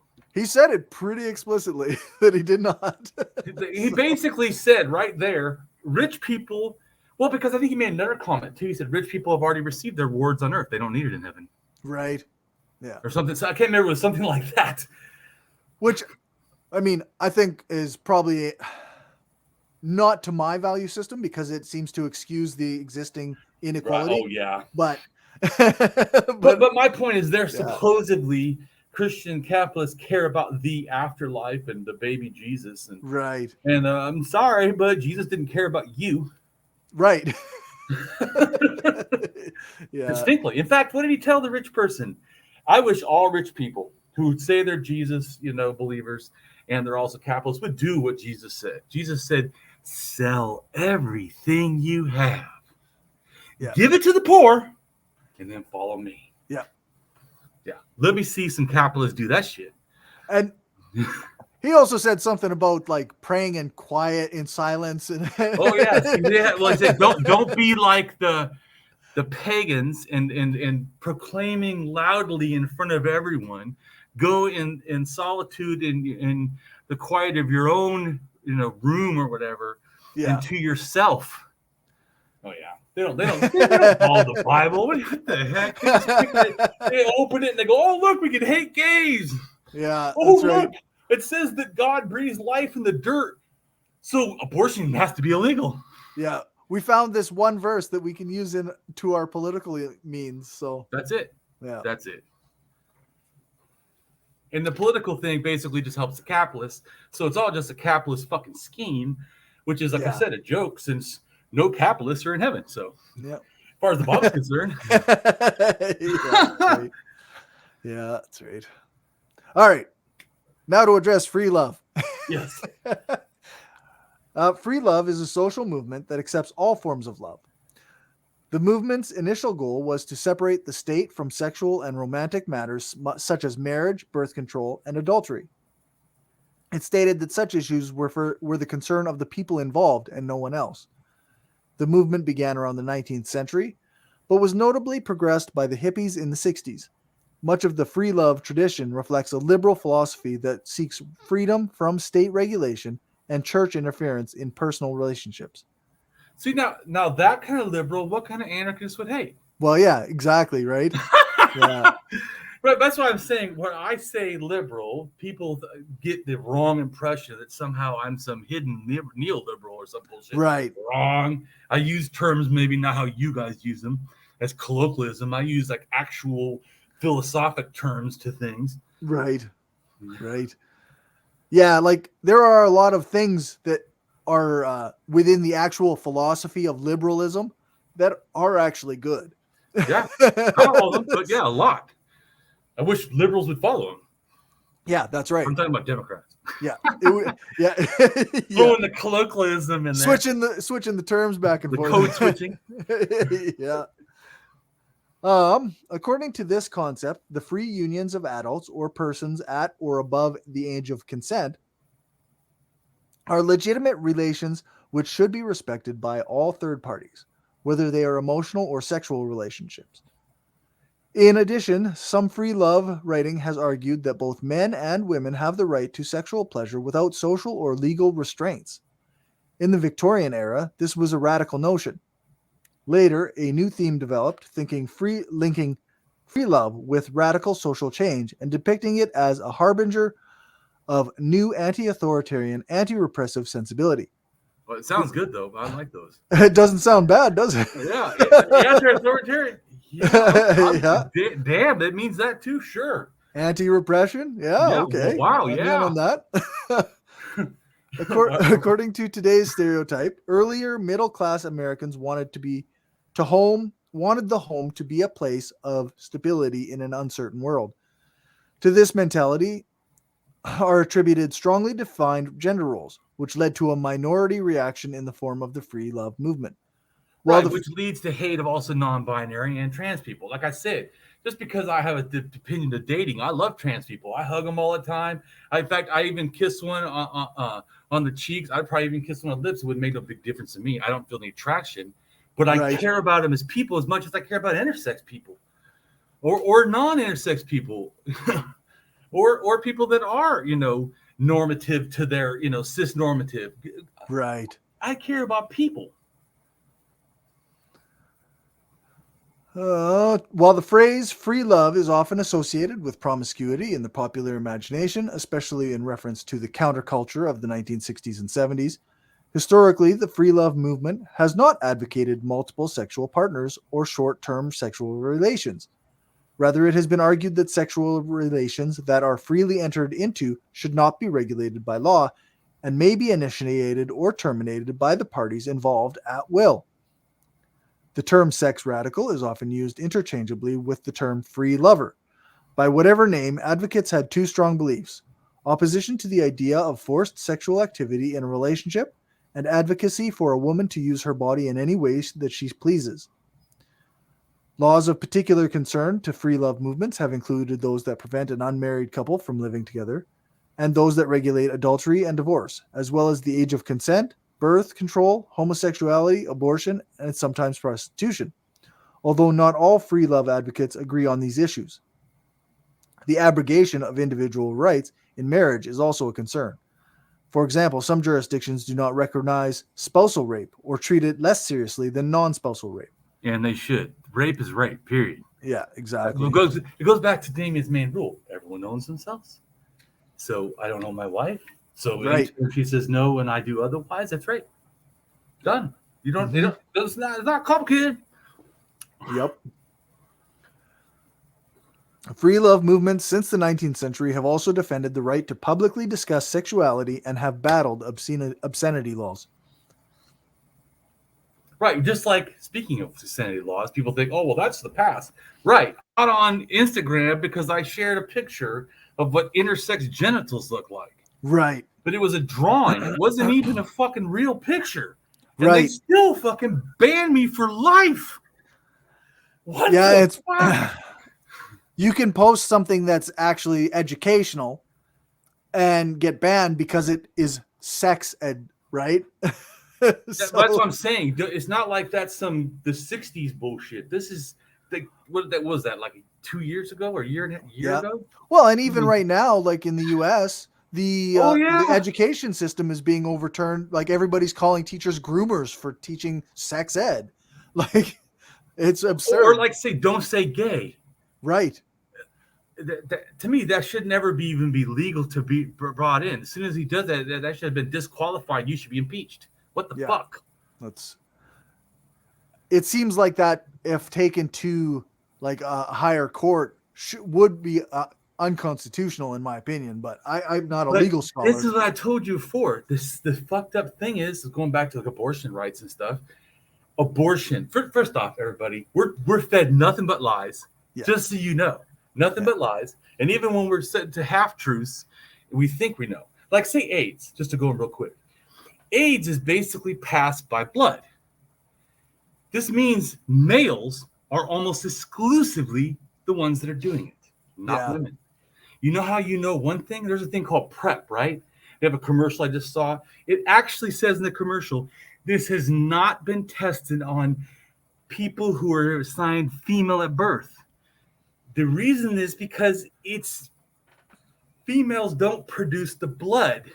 Mm-hmm. Male sperm. The reason I know this too, I didn't mean to, but I was in my counseling thing, and they made us take a whole day class on AIDS and stuff. And first I thought, of course, like an ignorant person that I was, and sometimes can still be. I don't want to learn things like I call it rational ignorance. I don't need to know fucking everything. Yeah, fair. But sometimes things I don't think I need to know, I actually do need to know. Right. So that's why I go back to willingness, right? I didn't want to, but someone says, Damien, this is really important about AIDS. And so I was like, oh, okay. Then when I heard it, and like they said, in a male sperm, it's 1 in every 5 times that it has blood in it. Some are 1 in every 3, depending on the male. Some could be a little bit longer, but right. So it's like, and that is how then AIDS is passed, not in sperm, but in the blood. Right, right. It's the blood problem barrier, not the sperm barrier. So anyways, this and women's secretions generally do not involve blood. It's right. More like a cleaning system, sort of. Their lubricant or whatever. It's like antibacterial almost. But it's also can like get bacteria issues or something. But anyways, the point I'm trying to say is we're not really taught this. No, that's right. So because society doesn't really want to go against things that are pro-male. Right. If we said, okay, here's a thought. You think that AIDS is a and now I'm not saying women can't get AIDS. What I'm saying is women aren't generally the givers of this. Right. The reason I say this, they did a study, right? 20-year study for AIDS. 2 women, or 2 groups, I should say, women, a pair or whatever, of lesbians gave it to each other in 20 years. That's how many. And both of them, one was doing, I think it was fisting or something, and anal, and there was a blood. Okay. You know, because a lot of times when you have sex anally, you can have carriage or whatever, and then blood can be involved. That's why that's more, no matter who you are, should probably wear a condom, right? All the time, but especially anal sex. Sorry. It's just the facts. Just the way it is. If safety matters, well, then, you know. But anyway, but I think the other one was something about reusing dildos or something, but it was more of like aggression, like BSM thing or something. I can't remember exactly because it's been like, I don't know, 10 years since I fucking heard about it. Okay. I was in school. It was when I was in school. Yeah. But no, that's fair. That like shocked me. I mean, I was like, why the fuck isn't this known by everybody? Right, right. But this is it. Society does not want to help. You know this. They're anarchists. We know fucking the government's a crock of shit. Yeah. Oh, we're here to help people. It's not about making things better for anybody. Oh, God. Right. So, but my point is, it's just like when they say it's you know, the AIDS thing, right? That's one thing I was just trying to show you. Now the abortion thing. They say that, well, women own themselves. Yeah, but that's never been what the law was about. Right. I was telling you, it's about, in a sense, right to privacy. So it was never for morality, because once again, right to privacy is something the government decides on its whim. Yeah, that's right. Like even a lot of legal scholars talk about the Roe versus Wade ruling being incorrect because of the way that privacy was introduced, right?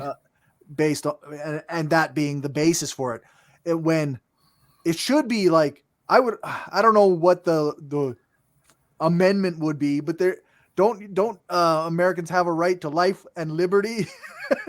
Well, don't they own themselves? Right. But see, there's a problem though. Once I make it about owning themselves, then I can't have drug laws. Then I can't say, you know, how many people you could marry or what kind of people you could marry. Yep. How can you? Yeah, you can't restrict things like that. So the government's laws, as someone said, well, how about laws and this, how they're always trying to push, like, yeah, they're wrong. Shit should be on morality, and morality should start with the simplest thing. Everyone owns themselves, and then you work out from there. And values are important. Other people are important besides just yourself. Yep. Your rights are dependent on this concept that everyone else has. It's not like the Elon Musks of the world that believe that somehow I have rights. Yeah. And then I can do what I want. Pull my fucking dick out or whatever. Right. Didn't he do that or something like that to a flight attendant or allegedly? Yeah. And paid her $250,000 to keep quiet. Right. Allegedly. Allegedly. But to me, that just shows, and I'm a nudist, but you know, I do not think that anything should be used, just like we were talking about, like someone saying, I don't want to date a trans person. If you say, well, because I'm, you know, think trans people are not women or not people or some other kind of bullshit, then you have a problem. Right? You see the difference? Yeah. I'm not saying it can't be a problem. It fucking sure can. Yeah. If it's rooted in the denial of their identity as a woman, then it's a problem. Well, it's like I've had feminists say I can't be in feminist spaces because I am a man. And I'm like, yeah, that's a fucking brilliant thing to say to a non-binary intersex person. A lot of those spaces probably don't recognize non-binary people either, right? Like a lot of turf spaces are like that. Yeah. Well, no, yeah, I'm not saying that it's special. It's similar bigotry. Deeply problematic. That monosexism, similar bigotry. Yeah. I'm like, I don't know. I've been hated by men my whole life for how feminine I am. It's like fucked up when I go to the women and they're like, we hate you because you're too man.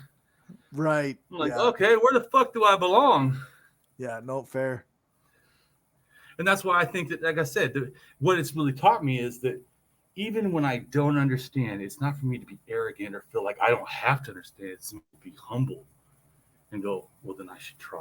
Mm-hmm. Mm-hmm.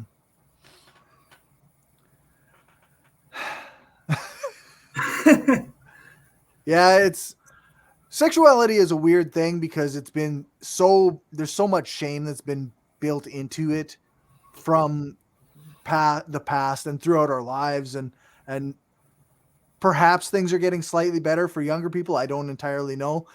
Well, it seems like both. As things get better, it puts more pressure on the bullshit norms.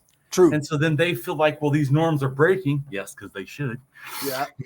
And then they try to shore up the norms. No trans, no binary. Like they don't want to acknowledge me being intersex. Right.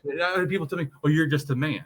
I'm like, yeah, I was also born with half a vagina. Does that make me? That doesn't but they make cut it off, so I'm good now. Right. So now I look more normal. Just have a scar. Like, does that make me not? Imagine if so if we took a woman's vagina, we just cut the whole thing off and sewed it all up, would they stop being a woman to you? No, they're always a woman. Right. So what the fuck does that make me, asshole? It's almost like it's not just about the genitals, and like there's also things there that make a woman a woman, and like there's lots of stuff behind it, right? There's a lot. That's like anyone's around me for a long time realizes I don't follow or even like a lot of the male bullshit. I hate King of the Hill crap. Although people fucking big dog me constantly. Right. They just walk around and like, oh, like I told you, it's freakish for me as an anarchist, and I'm like, just come on. And people will come out of the blue, want to shake my hand, and all this, like, what the fuck? What's going on? No, I know what's going on. I just don't like it. But it's just that, yeah. But here's my thing: is that if someone does like it, you go be in those spaces. I just am pissed off that I have to hang out there, like you said before about hanging out in male spaces. I don't really want to, but I'm not allowed in the female ones either. And here's the other thing too: is I don't always feel totally welcome in the gay spaces or in the even trans spaces, because they'll tell me, well, maybe you're just trans. I'm like, yeah, but I'm not. Right. Or they'll say, well, you have to be bisexual. But I'm not. Right.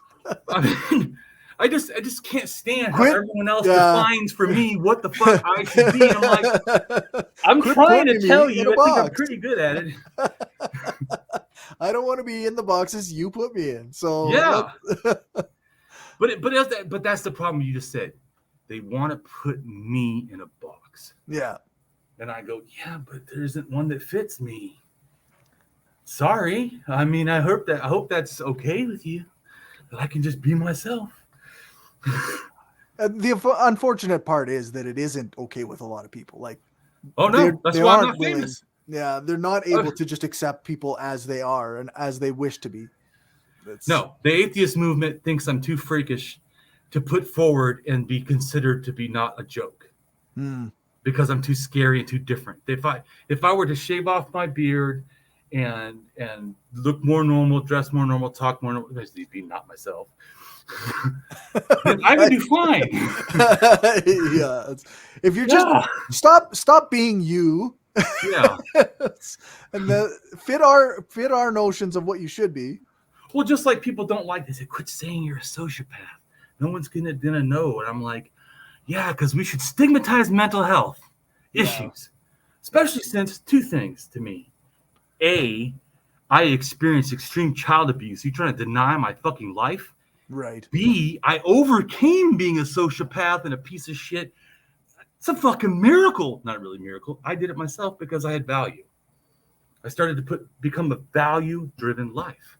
I'm telling you, when you change your whole focus and you stop thinking me, them, us, give, and you just think, what is the value? What is the worth? It changes how you, for me at least, it did. It totally, because before that I was like bobbing around. I didn't know, how do I do morality, or how do I not, or what's good or not. I didn't know, society's fucked. And I just kind of like a nihilist, did what the fuck I wanted and hurt people. Gives a fuck. Everything's fake anyways. Right. Yeah. Which, like you say, like there's a lot of people out there right now that are like in that boat, and there's life on the other side. There's ideas on the other side of that. So well, and that's also why I do champion, why I do say, do you think I want to tell people that I'm a sociopath so they can then hold it against me? Because I've had people, like the one time, this one atheist on Facebook goes, well, he's just a toxic manipulator inside anyways. I'm like, fucking bitch, trying to use my fucking stuff against me. If I do something toxic, that's one thing. Right. But to somehow blanket label me because I have a mental illness that everything has got to be somehow bad because I'm doing it is just bigotry. Yeah. Period. No, that's right. Yep. I also don't like, too, how a lot of people are like, oh, that politician's a sociopath. As if somehow all sociopaths act like these assholes. Right. It's not that sociopaths always, or even psychopaths always are doing good. Fucking probably not. But a lot of people do bad. Yeah. And it's just blaming everything on this thing, like a mental illness. You see what I'm saying? It's okay. Well, I'm just reminding people that, it's kind of not. But we do it as a society all the time. Yeah, like I don't I don't think one has, like, Mitch McConnell isn't a sociopath, even though his actions are consistently evil, right? Right, but when you see the words I use, two words I really like. One mainly is scum. Right. I call people fucking scum, like him. And then also ghouls, which I consider to be a scum that's evil. Yeah. Yeah, something just a little bit worse than a scum. Yeah, that's right. Something, like you said, actively does. You're a fucking ghoul. You're a monster. Whether or not, because you think of this, maybe some of these people are just bad people. They're not psychopaths.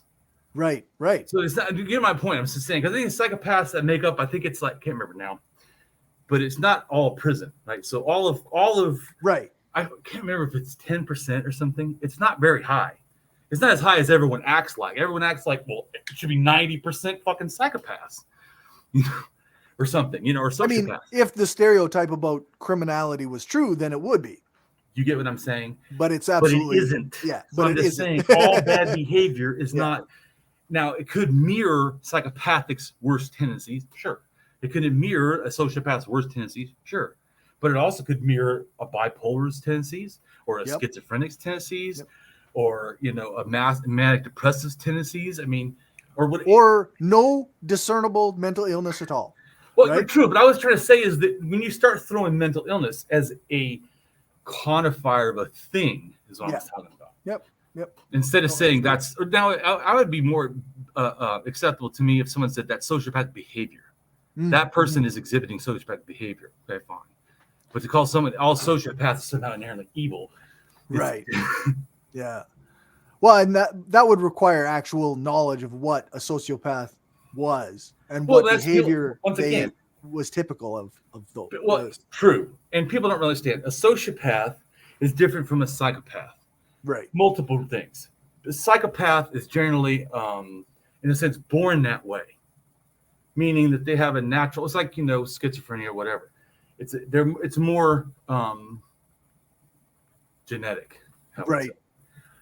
Where a sociopath is more conditioned response.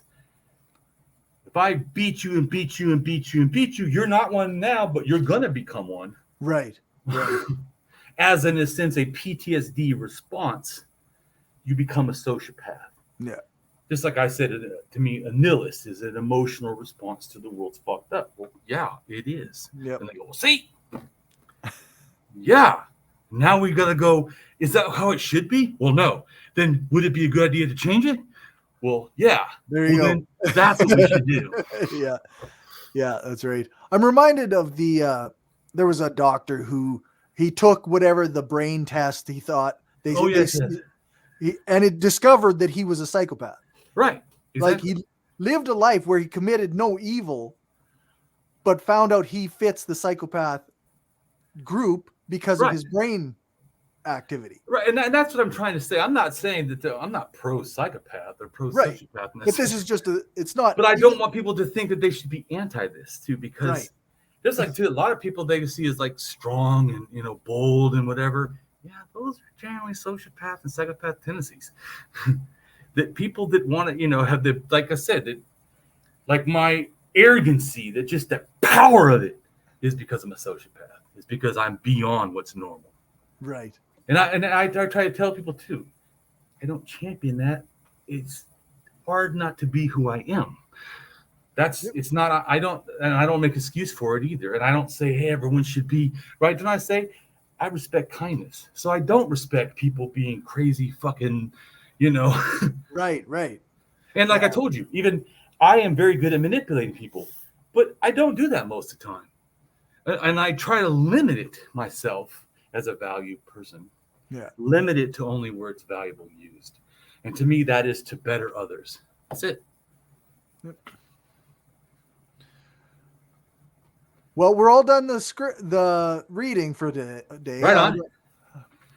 And so, would you? What could you tell me, since you said you had a previous experience with someone explaining what they felt relationship anarchism? Could you tell us what your general thought of that, and then what's your mine, and what you think is different or same? Or well, it sounds very similar, actually.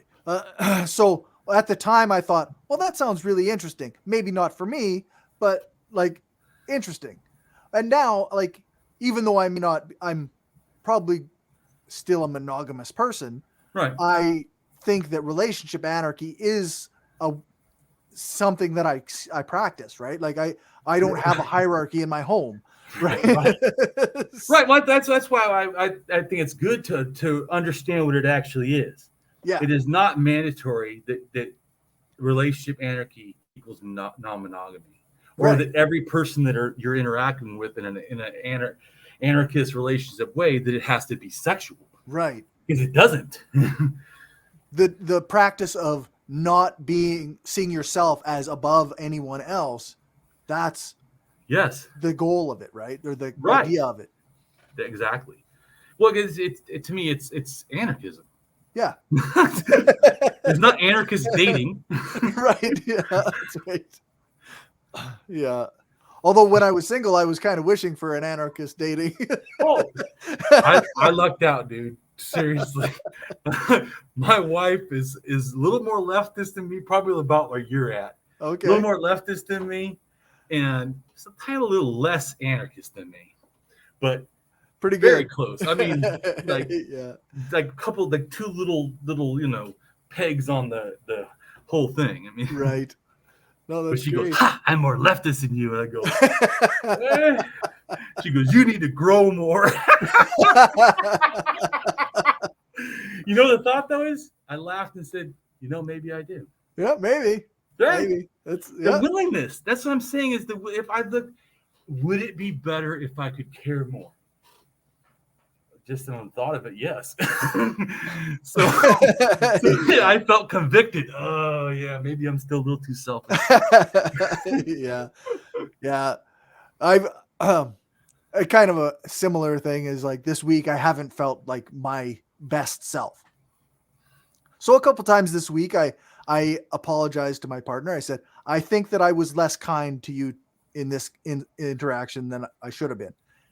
And often she didn't recognize it. She's like, no, I didn't notice anything. Yeah, but I feel like I was less kind than I should have been. So I apologize. I'm going to do better. Yeah, but see, to me, that's axiological thinking. It's not perfection. Right. It's that desire values is first. And values involves how you interact, because it has value to be kind, to understand. But see, this is what the people don't get. It is actually good for you. Your heart rate is better, meaning you have less heart attacks when you receive kindness. Do you know that seeing kindness also does the same thing? And it does the same thing to the person giving the kindness. Right. So multiple people are helped by this thing that's happening to supposedly only one person. But it's more than that, because then that person goes out into the world and acts just a little different. Yep. A little more positive, and that ripple effect. And to me, this is, if anyone's a parent, this is seriously important. How you treat your spouse or your girlfriend or boyfriend or lovers or whatever in front of them is teaching them. Yeah, that's right. These are the dynamics of a relationship that they will adopt. Yes. And also about how to interact with themselves. Because people always act like a relationship is something you have only with others. Wrong. You also have a relationship with yourself. Yeah. And learning how to, and I say it in three things: know yourself, love yourself, be yourself. And the thing is that most of us don't know ourselves. And so that is something that we should be on a constant journey of investigation. Yeah. And then we should be, like you were talking about, things being different. It's our willingness to go, even if I don't understand myself, I'm going to be compassionate, patient. I'm going to be understanding for ourselves. Right. Yeah. Yeah, for sure. Because this is a healthy thing. Yeah, that's right. Instead of because as when we first started talking, like the cruelty that the world teaches you, it teaches you to be cruel to yourself. Oh, absolutely. So totally. It demands it. Yeah. Because actually that increases the likelihood of your servitude. Right. Right. Really, the worst thing, and also that allows this whole hierarchy to seem reasonable. Yeah. You were a piece of shit. Elon Musk is God or whatever. Yep. Yep. Fucking nonsense. When if you really looked at it, you'd be like, I'm gonna call bullshit on that. Yeah, that's right. The idea that you're not sufficient means you stay where you are, and your boss is above you because they deserve to be. Yeah, to me, capitalism is fucking theft, though. But anyway, I don't know how we glorified these fucking thieves, anyways. Yeah, no. Like I told you, I just don't get it. Yeah. I understand. I'm gonna be, selling jewelry soon. I understand the whole thing. Acting as if labor can be robbed, which I always told you is odd to me. The weakest person, you're going to violate the greatest and then still say it's a great system. I mean, that's a predator. Well, they don't have anything. Yeah. So people that are the most vulnerable, is it totally okay to screw them the most? And then feel that it's a good system? Right. Seriously?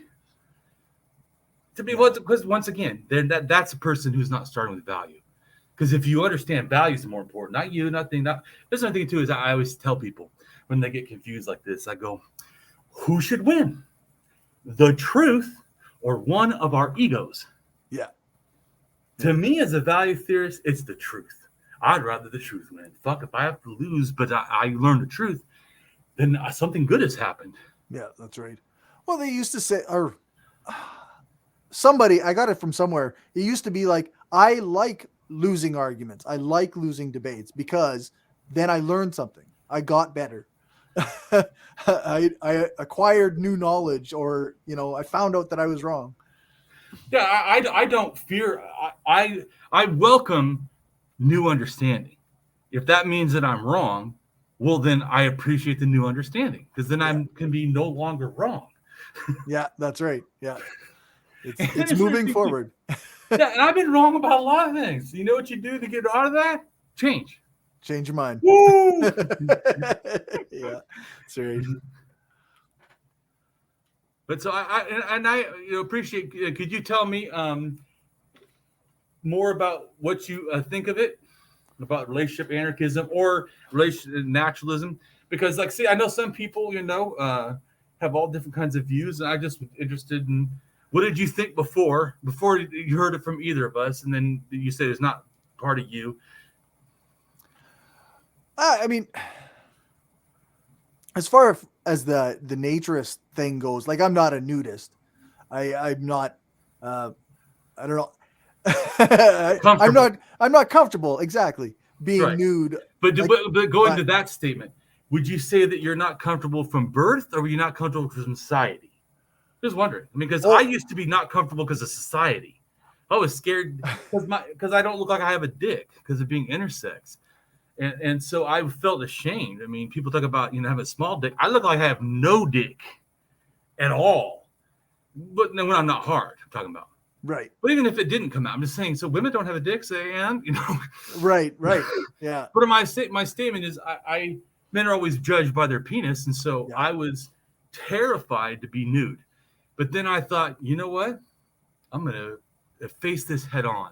I'm going to go to a nudist port, and I'm going to take off my clothes, and I'm going to be okay with me no matter what anyone else does. Know yourself, love yourself, be yourself. I said, I'm going to be okay regardless. And I went, and everyone didn't give a fuck. They treated me like normal. And I thought, this is the greatest thing I've ever experienced in my life. Great.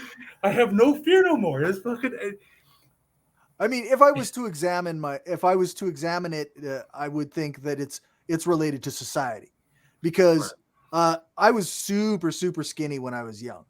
So I didn't even want to wear shorts because people made fun of how skinny my legs were. Right. So it's related. Yeah, it's society. It sounds like. Yeah. So I just a thought. Go sometime. Not just for your. I'm saying to get over this, because I'm telling you. It is no, thank you. So, still in the hotel until the house. Which, by the way, wood is now being on hold. I wonder if it's because drivers are sick. Maybe because of COVID. not wearing masks, masks. Yeah, great. Yeah. Yeah, so but I was going to say is that I think everybody should try it, not for they did like nudism, but because just to experience being accepted just as you are, imperfections. Right. Because guess what? You go to a nudist resort, just so you know, probably 30% are like over 50. Okay. A lot of old people. You see a lot of droopy, hanging, not attractive stuff. But I don't really have a lot of that either. So, hey, whatever. But yeah. I'm telling you, I have never in my life experienced such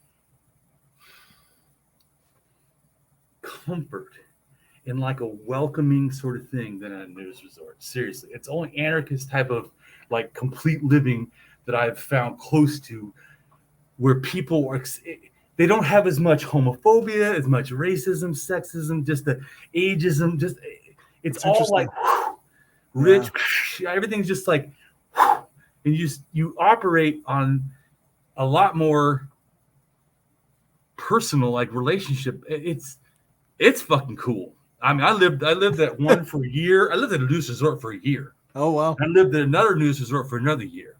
My problem was the first one was a naturalist resort, which allowed almost anybody in because their opinion was like everybody. Some of that could be kind of creepy. Okay. They actually, like, when I was there a year, I think it was 15 people were taken away by the police. Really? That's too many people. Yeah, that's too many. Right? I mean, I'm glad you let people in, but I'm glad that you busted them. So I'm not saying the place is bad. You did kick them out. But that's a level of creeps coming in. Right. Maybe some gatekeeping is probably okay. The other one is more gatekeeping, right? So I already felt safer. That's also why I went there. Okay, this is better. This is the nudist resort, not a naturist, where anybody and almost not even doing background checks. This one's doing background checks and limits who can come in. I'm feeling a little bit better. So that wasn't the problem there. Different problem. Swingers. Fuck you. Take no for an answer. Isn't that what the fuck your whole bullshit is about? Right. Yeah. Sorry, not to put down all swingers, but these motherfuckers that I dealt with there had this opinion that if they like you and they're willing to have sex with you, you should. And I said, I am willing to have sex with your wife, but my wife does not want to have sex with you or your wife. So it's a no. So it's a no. Can't you just tell her I'm not a swinger? And not to say anything wrong with you guys, like I said, but yeah, I don't tell my wife what the fuck to do. Yeah. Nor does she tell me. This works. Yeah. No, what we do, like I say, it's not like we don't say anything. We talk, and I say, hey, I don't prefer this, or I have this feeling, and she's like, I have this feeling. And then we talk about stuff. Yep. And she has before said, that woman you're fucking is creeping me out. I don't want you to fuck her anymore. And I said, okay. Yeah.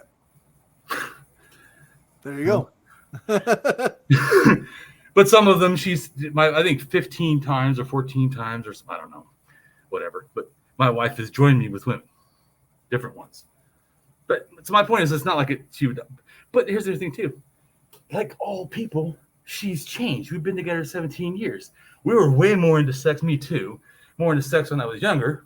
Yeah. And in my non-monogamy than I kind of got later. And I got more picky too.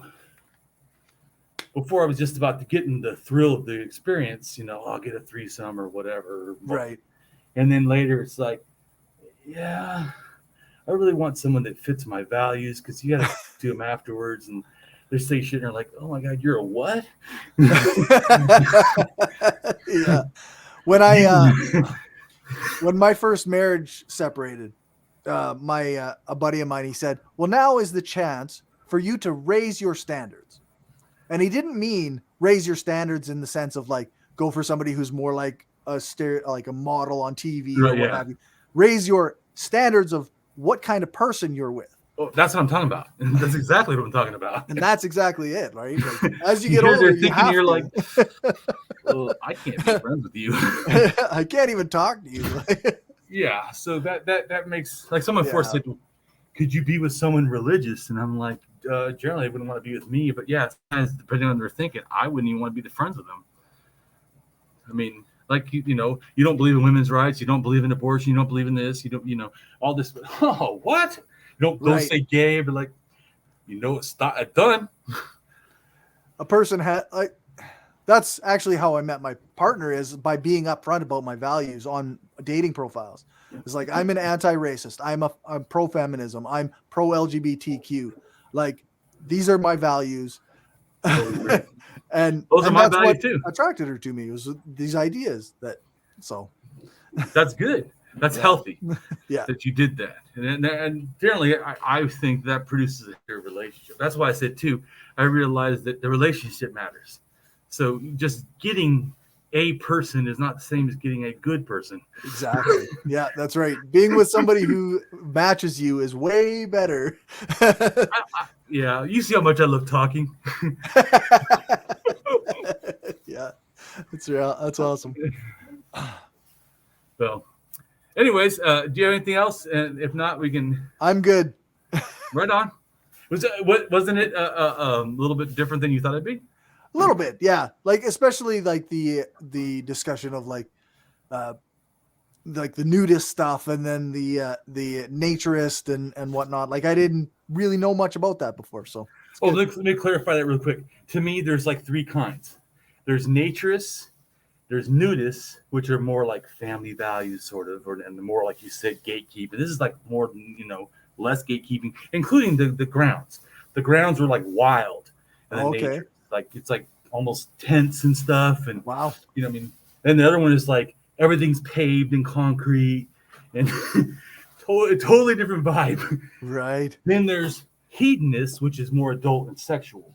Right. So and then sometimes there's what's called clothing optional, which is like in between the nudist and the hedonist sort of thing, where they're trying to be sexy nudists or something. I don't know. Sure. But anyway, sounds good. Go ahead and say, tell us about, you know, the stuff that you do so people can know where to find you. Yeah, it's at Skeptical Lefty on Twitter. My YouTube and podcast is The Mind of a Skeptical Leftist. My production schedule is a bit behind right now, but that's what happens when you work as much as I do. Yeah, those are the places. Well, I appreciate, you know, the time, and I hope people learn something new. I hope so too. Awesome. Yep, right on. Bye.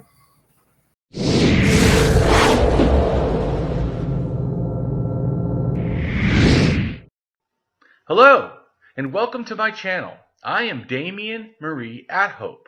In the simplest terms, I am an atheist-humanist philosopher and prehistorical writer-researcher at DamienMarieAtHope.com. I am specifically an axiological atheist. An axiological atheism can be thought to involve ethical and value theory reasoned and moral argument driven apatheism, agnosticism, atheism, antitheism, antireligionism, secularism, and humanism. Axiological atheists can be understood as a value theory or a value science atheist. As an axiological atheism's ethically reasoned and constructive pro-humanity. I am an axiological thinker, value theorist. The science of goodness, worthiness, usefulness, valuableness, virtue, reliableness, accuracy, validity, morality, integrity, beneficialness, etc., etc. We axiologists have a value consciousness. And in general, we see the architecture of humanistic humanitarianism value in people that we see as dignity beings. Places and things are not. Axiology is a value theory. In its broadest sense, it involves areas of philosophy that are deemed to encompass some evaluative or evaluation aspect. Therefore, it crosses almost all domains in some way or another. Now for a more detailed terms as to what I am. I am an axiological atheist, an anti-theist, an anti-religionist, secularist, humanist, rationalist, writer, artist, poet, philosopher, advocate, activist, with schooling in psychology, sociology, as well as I am an autodidact, self-taught in science, archaeology, anthropology, and philosophy. I promote science and am against pseudoscience, pseudohistory, pseudomorality, things that are found in religion.